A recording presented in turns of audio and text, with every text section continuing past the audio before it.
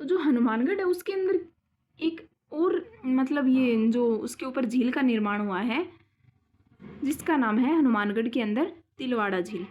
क्या है? सॉरी, तलवाड़ा झील।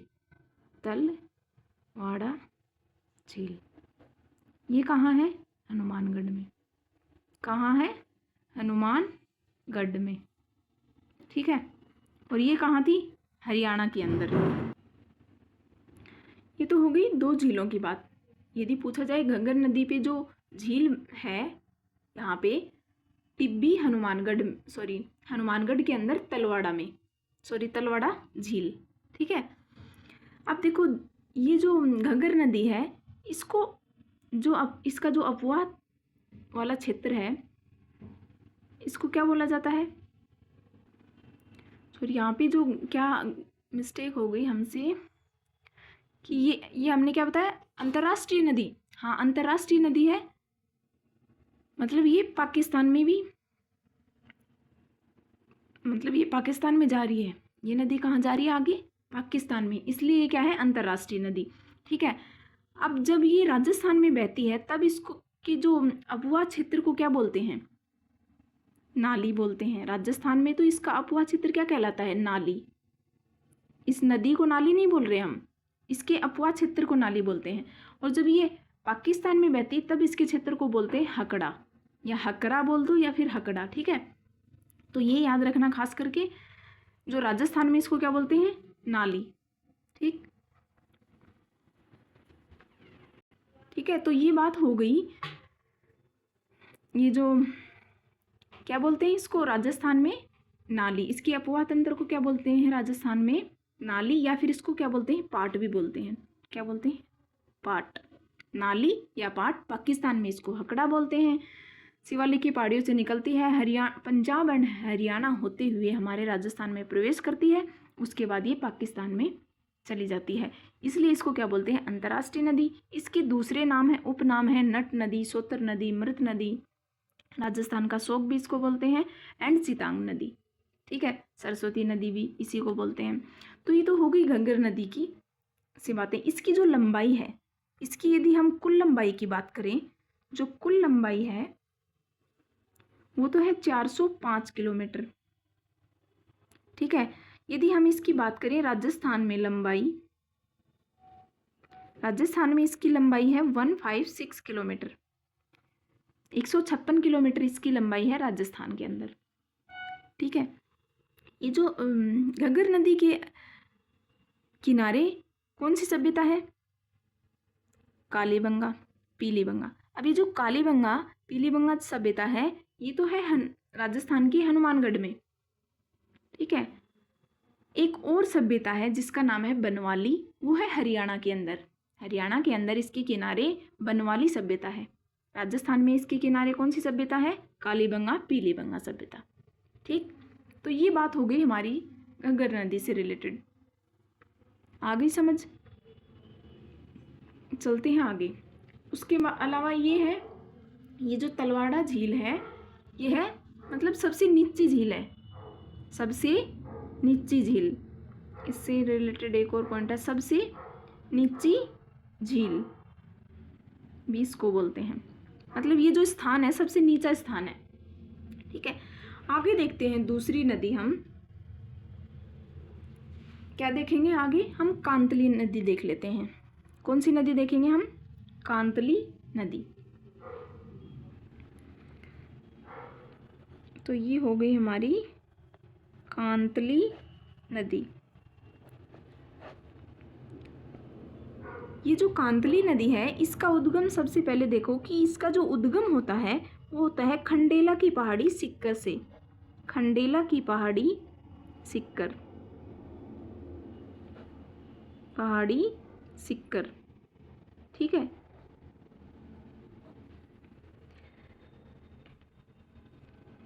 उसके बाद ये जो नदी है खंडेला की पहाड़ी सिक्कर से इसका उद्गम हुआ और विलुप्त कहाँ पे हो जाती है? झुंझुनू के अंदर। कहाँ पे विलुप्त हो जाती है ये? विलुप्त कहाँ पे हो जाती है? झुंझुनू में। झुंझुनू में कहाँ पे है? मडरेला गांव है एक। कौन सा गांव है? मडरेला गांव, झुंझुनू गांव, झुंझुनू के अंदर ये झुंझुनू चूरू की सीमा के ऊपर ये क्या कर लेती है, विलुप्त हो जाती है। ठीक है, इस नदी को और क्या बोलते हैं, मौसमी नदी। जैसे जैसे मतलब बारिश वारिश होती है तो ये नदी दिखने लग जाती है, उसके अलावा ये नहीं होती, तो इसको बोलते हैं हम मौसमी नदी। ठीक है, इसका जो बेसिन है, इस नदी के बेसिन को क्या बोलते हैं, तोरावाटी। जैसे लूनी नदी के बेसिन को क्या बोलते हैं, गोडवाड़ बेसिन। ठीक है, ऐसे ही कांतली नदी के बेसिन को क्या बोलते हैं, तोरावाटी बेसिन, तोरावाटी बेसिन। ठीक, इसके जो किनारे सभ्यता बसी है वो कौन सी सभ्यता है, गणेश्वर सभ्यता, गणेश्वर सभ्यता। गणेश्वर सभ्यता इस नदी के किनारे, कौन सी नदी के किनारे, कांतली नदी के किनारे। अब ये जो नदी है हमारी कांतली नदी, ये मतलब पूरी तरह से पूर्णतः यदि आंतरिक अफवाह की ऐसी नदी है जो कि सबसे लंबी नदी है। आंतरिक अफवाह की सबसे लंबी नदी कांतली नदी है, पूर्णतः बहाव की दृष्टि से देखें तो।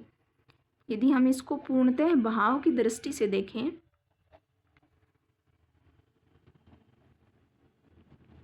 पूर्णतः बहाव की दृष्टि से ये सबसे लंबी नदी है। आंतरिक अफवाह की, आंतरिक अफवाह की सबसे लंबी नदी।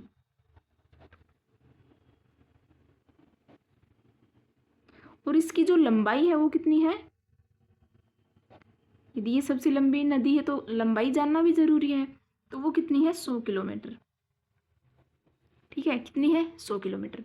तो ये बात हो गई हमारी कांतली नदी की। देखो, सिक्कर से निकली, झुंझुनू चूरू सीमा के ऊपर विलुप्त हो गई। इसको मौसमी नदी किस लिए बोलते हैं कि जब ये बारिश होती है तो उस टाइम ये हमें दिखती है, तो इसलिए इसको क्या बोलते हैं, मौसमी नदी। इसके बेसिन को बोलते हैं तोरावाटी बेसिन। एंड इसकी जो किनारे सभ्यता बसी है वो है गणेश्वर सभ्यता।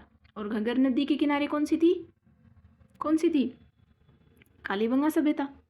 ठीक है, उसके बाद ये जो नदी है कांतली नदी, पूर्णतः बहाव की दृष्टि से सबसे लंबी नदी है और इसकी जो लंबाई है वो है 100 किलोमीटर। ठीक है, आगे हम पढ़ेंगे साबी नदी। तो देख लेते हैं साबी नदी के बारे में। ये हो गई हमारी साबी नदी। ठीक है, ये जो साबी नदी है ये निकलती है सेवर की पहाड़ियों जयपुर से। जैसे ये हमारा हो गया राजस्थान,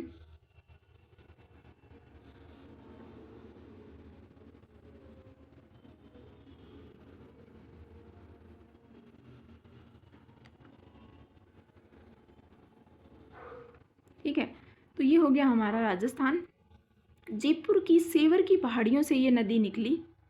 ठीक है, और अलवर होते हुए कहाँ जाएगी, गुरुग्राम के अंदर चली जाएगी।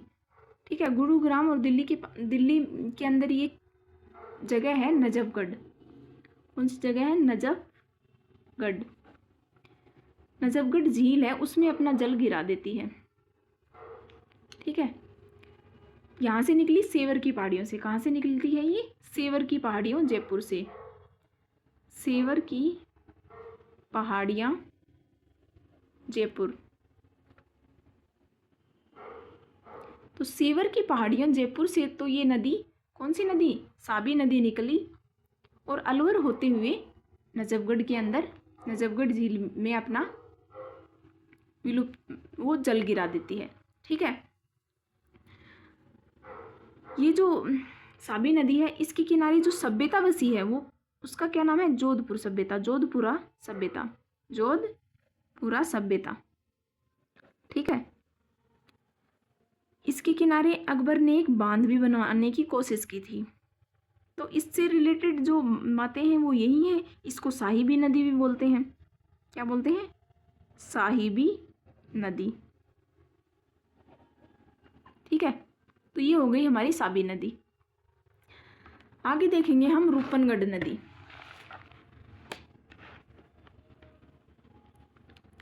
छोटी छोटी नदियाँ हैं, इनके बारे में पढ़ लेते हैं। ज़्यादातर इनका पूछा जाता है उद्गम या फिर ये कहाँ पे हैं, इनका जो क्षेत्र पूछ लिया जाता है, इनका नाम पूछ लिया जाता है, या फिर इनसे रिलेटेड कोई सभ्यता है, ठीक है, तो वो पूछी जाती है। तो नेक्स्ट आती है हमारी रूपनगढ़ नदी,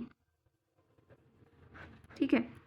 ये जो रूपनगढ़ नदी है ये सलेमाबाद किशनगढ़ से निकलती है। सलेमाबाद कहाँ पे है? अजमेर के अंदर।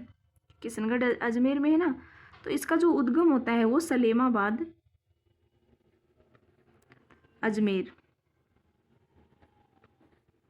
ठीक है, वहाँ से तो इसका क्या होता है उद्गम। और विलुप्त कहाँ हो जाती है? सांबर झील में। कहाँ पे विलुप्त हो जाती है? सांबर झील के अंदर। इसके जो किनारे एक सभ्यता है निम्बार्क सभ्यता। कौन सी सभ्यता है? निम्बार्क संप्रदाय, सॉरी, इसके किनारे क्या है? एक निम्बार्क संप्रदाय, सभ्यता नहीं है, निम्बार्क संप्रदाय की यहाँ पे क्या है? प्रधान पीठ। निम्बार्क संप्रदाय की प्रधान पीठ यहाँ पे है, ठीक है। तो ये छोटी सी नदी थी रूपनगढ़ नदी। तो ये हो गया रूपनगढ़ नदी के बारे में। दूसरा हम पढ़ेंगे रूपारेल नदी। कौन सा पढ़ेंगे? रूपारेल नदी।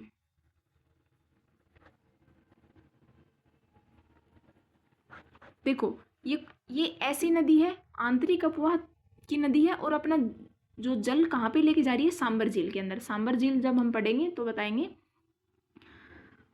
उससे पहले अभी यहाँ देख लो, जो नदी आंतरिक अपवाह की तो है ही है, उसके अलावा क्या कर रही है? अपना जल कहाँ लेके जा रही है? सांबर झील में। तो सांबर झील इंपॉर्टेंट है ना, सांबर झील राजस्थान की खारे पानी की झील है, ठीक। अब ये जो हम रूपारेल नदी और देख लेते हैं, जिसका जो उद्गम होता है वो कहाँ से होता है? उदयनाथ की। उद्गम कहाँ से हो रहा है? उदयनाथ की पहाड़ियों से। अलवर हैं, उदयनाथ की पहाड़ियाँ कहाँ पे हैं? अलवर में हैं। उदयनाथ की पहाड़ियों से, उदयनाथ की पहाड़ियों से इसका क्या होता है? उद्गम होता है। कौन सी नदी है? रूपारेल नदी। इसका कहाँ से हो गया? उदयनाथ की पहाड़ियाँ अलवर, ठीक है। तो ये हो गई हमारी रूपारेल नदी। बहती कहाँ कहाँ है? इसका जो अपवा क्षेत्र है अलवर एंड भरतपुर, अलवर एंड भरतपुर इसका अपवा क्षेत्र है।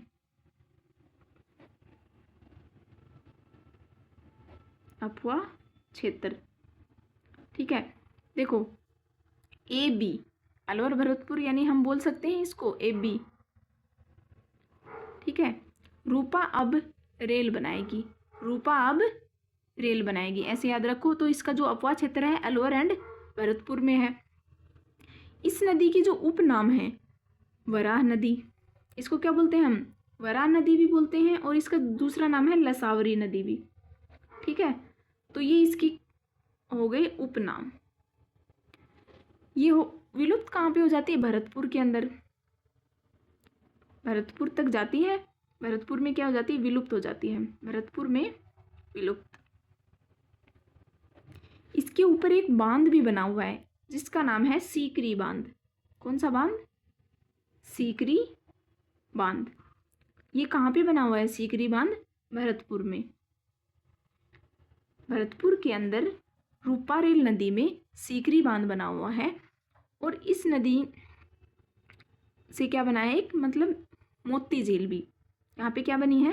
भरतपुर के अंदर मोती झील, जो कि भरतपुर की क्या मानी जाती है? Life line.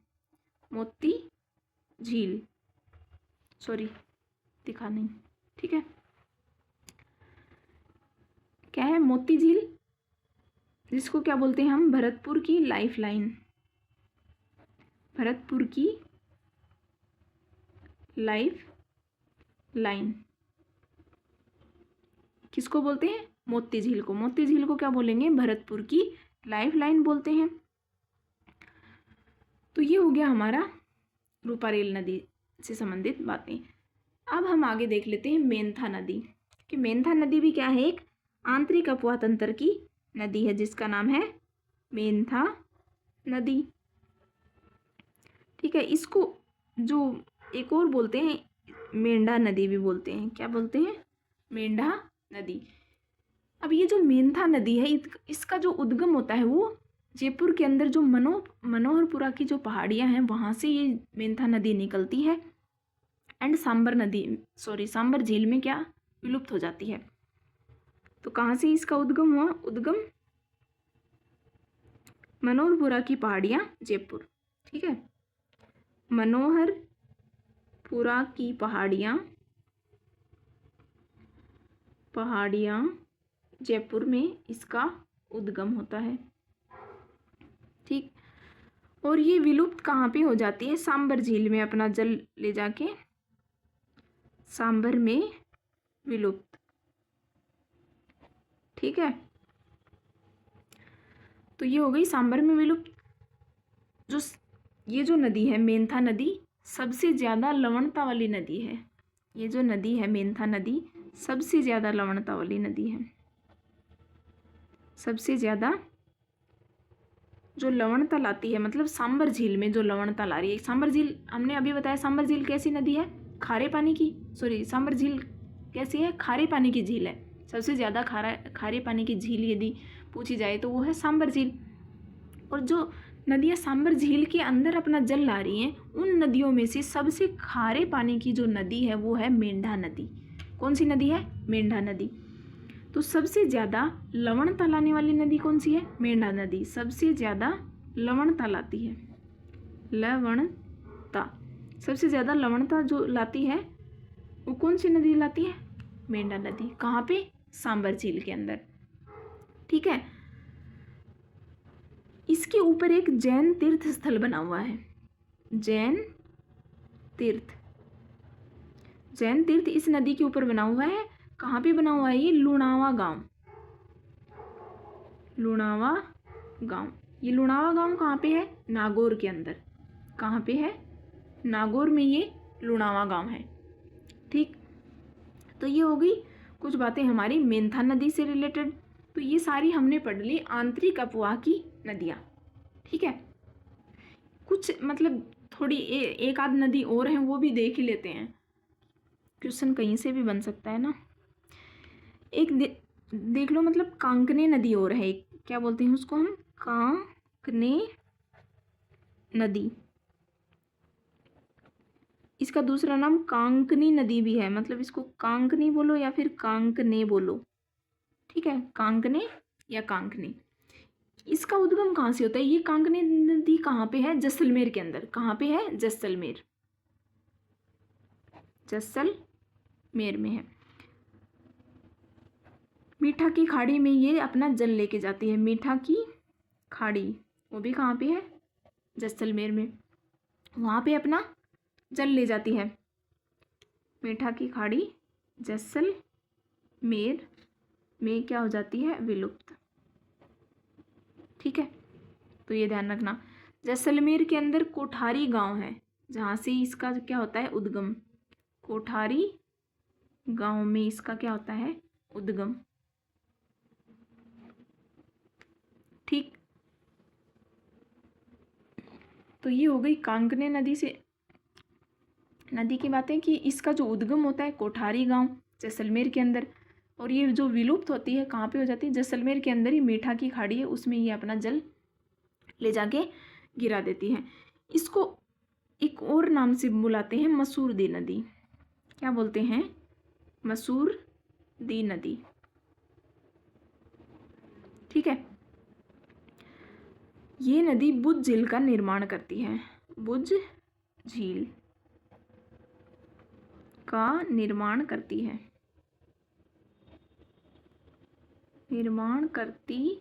है, ठीक है। और ये जो झील है ना, बुद्ध झील मीठे पानी की झील है। कैसी है? मीठे पानी की झील। बाकी तो हम झील का जो टॉपिक पढ़ेंगे उसमें सब कवर कराएंगे। कौन सी झील मीठे पानी की है, कौन सी खारे पानी की झील है, ठीक है। मीठे पानी की झील है ये बुद्ध झील। ये जो मतलब कांकनी नदी ये सबसे छोटी नदी है, सबसे छोटी नदी। कौन सी नदी? कांकनी नदी या फिर मसूरदी नदी। कितने किलोमीटर है? इस मतलब 17 या फिर 27 किलोमीटर के आसपास इसकी लंबाई है किसकी, कांकने नदी की या फिर कांकनी नदी की। ठीक है, उसके अलावा कुछ छोटी मोटी नदियाँ और हैं जो भी हम देख लेते हैं, जिनका नाम है, एक तो है कुकुंद नदी, भरतपुर की है ये, इसके ऊपर मतलब बारेठा बांध बना हुआ है, और लिख लो एक सेकंड, कुकुंद नदी कहाँ की है, भरतपुर की। ठीक है, बारेठा बांध बना है भरतपुर के अंदर, इस नदी पे बारेठा बांध भी इसी नदी पे बना हुआ है। उसके अलावा लिख लो एक और नदी है जिसका नाम है जोजरी नदी, जो कि कहाँ की है, जोधपुर की नदी, जोजरी नदी, जोधपुर। ठीक है, उसके अलावा एक और नदी है जिसका नाम है निमाड़ी नदी, निमाड़ी नदी। निमाड़ी नदी कहाँ की है, बाड़मेर की। ठीक है, एक नदी और है जैसलमेर की, ये तो हमने कौन सी नदी पढ़ी अभी, जैसलमेर की कांकनी नदी तो पढ़ी ना। उसके अलावा एक और लिख लो, रोहिली नदी, रोहिली नदी कहाँ की है, जैसलमेर की। इनको मतलब ये याद रखना है कि ये कहाँ कहाँ की हैं, कुकुंद नदी कहाँ की है, भरतपुर की, बस ये। और क्या याद रखना है कि ये आंतरिक अपोहा की नदियाँ हैं। कौन सी नदियाँ हैं ये, आंतरिक अपोहा की नदी। तो रोहिली नदी कहाँ से है, जैसलमेर, जैसलमेर की ये रोहिली नदी है। तो हो गई कुकुंद नदी, बंद बारेठा, ये बांध बना हुआ इसके ऊपर, भरतपुर की है। जोजरी नदी जोधपुर की है। निमाड़ी नदी बाड़मेर की है। रोहिली नदी जैसलमेर की है। ठीक है, तो ये हो गई हमारी कुछ नदियाँ जो कि आंतरिक अपोहा की नदियाँ थी।